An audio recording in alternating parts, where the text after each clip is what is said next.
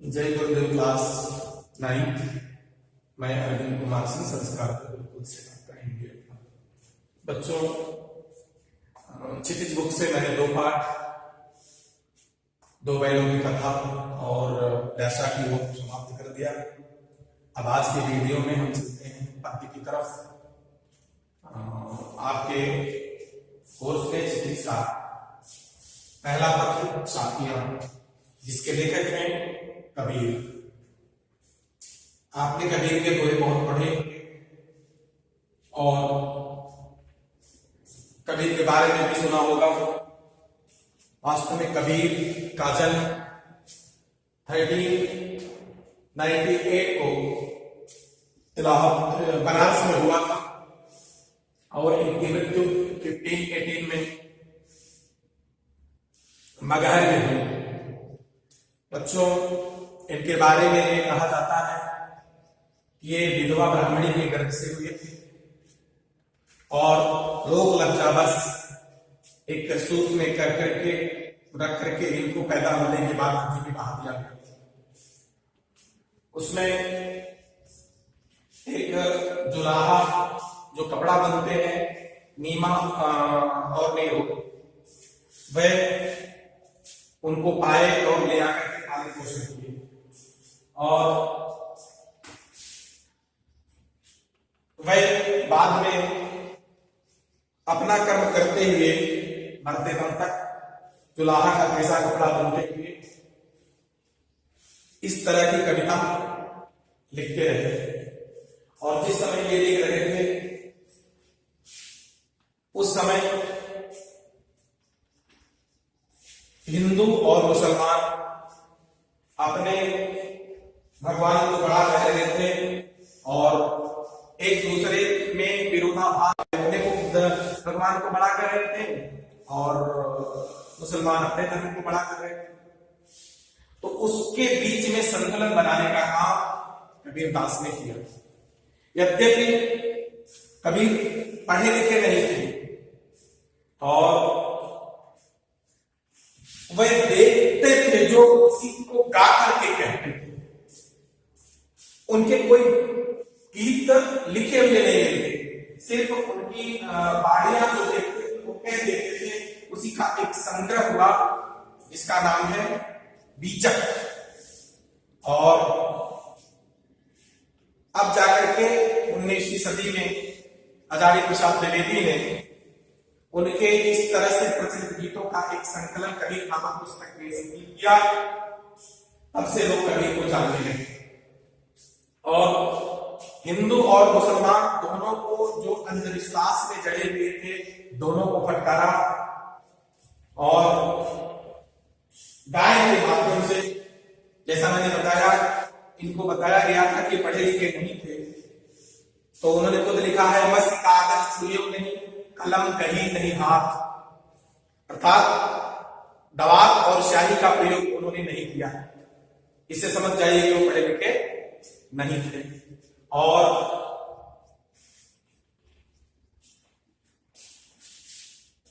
मुसलमानों को लड़कारा, काकड़ पाथड़ जोड़ी गई मस्जिद लई चुनाए, ताजमुल्ला बाग दे क्या बहरा हुआ खुदा। इसी तरह हिंदुओं को भी फटकारा, पावन पूजे हर मिले तो मैं पूजू पहाड़, ताशों की चाकी भली पी सिखाई संसार। अर्थात अगर एक पत्थर के पूजने से भगवान मिलता है तो जो सबसे बड़ा पत्थर पहाड़ है उसमें पूजूं तो भगवान मिल जाएगा। इससे अच्छा तो घर में जिसका हम आटा खाते हैं को पूजे तो शायद और अच्छे भगवान मिल जाए, उसकी पूजा करनी चाहिए जिससे हमारा पेट भरता है। पहाड़ को पूजने से क्या होगा? तो इस तरह से जो आंख से देखते थे उसी पर वे कविता बना देते थे। उन्होंने कहा, तू कहता कागज की लेखी, मैं कहता अखियों की देखी। अर्थात तू जो ग्रंथ में लिखा गया है उसको पढ़ रहा है और मैं जो आंख से देख रहा हूं उसको पढ़ रहा हूं। इस तरह कबीर मरते दम तक, जैसा मैंने बताया कि कार्यक्रम बनारस में हुआ था और लोगों उस समय ये प्रचलित था कि बनारस में जो मरता है उसको स्वर्ग मिलता है और जो मगहर में मरता है उसको नरक मिलता है। इन्होंने कहा हम इस अंधविश्वास को तोड़ेंगे और मरने के समय ये जहां चले गए मगहर है। और बच्चों जिस समय इनकी मृत्यु हुई उस समय हिंदू और मुसलमान दोनों लड़ने लगे। हिंदू कहने लगे हम इनको जलाएंगे और मुसलमान कहने लगे कि हम इनको दफनाएंगे। जब एकदम बात की नौबत आई तो लाश रूप में जो कबीर रखे हुए थे थोड़ी देर में गायब हो गए और वहां दो फूल मिले, जिससे एक फूल को हिंदुओं ने जलाया और एक फूल को मुसलमानों ने दफनाया। तो इस तरह कबीर के जाने के बाद उनकी सच्ची बाणियों को हजारी प्रसाद ने संकलित किया। तो साथी का मतलब है सच्ची बाणी। तो ईश्वर के बारे में जो वो कहते थे उसी का आपके कोर्स में संकलन किया गया है। तो चलते हैं अब साथी आपकी पुस्तक से। मान सरोवर सुभर जल हंसा खेल करार मुक्ता फल मुक्ता चुके अब उड़ी अनंत न जाए। फिर से देखिए, मान सरोवर सुभर जल हंसा खेल कराए मुक्ता फल मुक्ता चुके अब उड़ी अनंत न जाए। मान सरोवर का दो अर्थ है। हंस, हंस कहां पाए जाते हैं? बहुत कम मिलते हैं। ऐसा कहा जाता है तिब्बत के पास एक तालाब है जिसका नाम है मानसरोवर। वहां आज भी हंस मिलते हैं और हंस खाते क्या है? मोती खाते हैं। मोती कहां मिलता है? सीपी। तो उसका उदाहरण देते हुए कबीर कह रहे हैं कि मान सरोवर सुभर जल, अर्थात उस मान सरोवर में पानी भरा हुआ है। सुभर मतलब एकदम लबालब, सुभर लबालब। मान सरोवर में पानी भरा हुआ है, हंसा खेल करा है और हंसा वहां मस्त होकर के खेल रहा है। हंस पक्षी जो है वो वहां खेल रहा है। मुक्ता फल मुक्ता चुके अब उड़ी अनंत न जाए। वह हंस जो है मोती रूपी फल को क्या मुक्त होकर के स्वतंत्र होकर के चुन रहा है। वह अब दूसरी जगह उड़ना नहीं चाहता।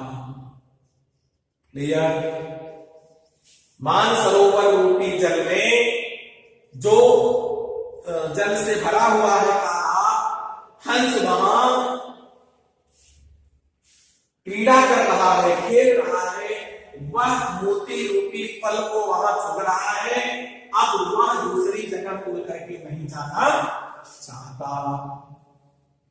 अब देखो, ये तो शाब्दिक अर्थ हुआ जैसे बताया गया आपको, और दूसरे अर्थ में कबीर आपको बताने के लिए क्या कह रहे हैं, जानने के लिए क्या कह रहे हैं, उसको देखो। मान सरोवर सुभर जल, अर्थात आपका मन कैसा है?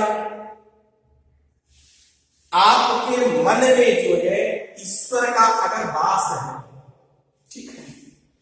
मान सरोवर तो मन रूपी सरोवर में, मन रूपी सरोवर में सुभर जल ईश्वर से भरा हुआ अगर हुआ घड़ा है, हंसा खेल कराए तो उसके अंदर जो है मन रूपी सरोवर में यह हमारी जीव आत्मा, हमारी जीवात्मा, क्योंकि हम जो है क्या है ईश्वर के एक अंश है, वह जीवात्मा क्या तो मुक्त होकर के टहल रही है।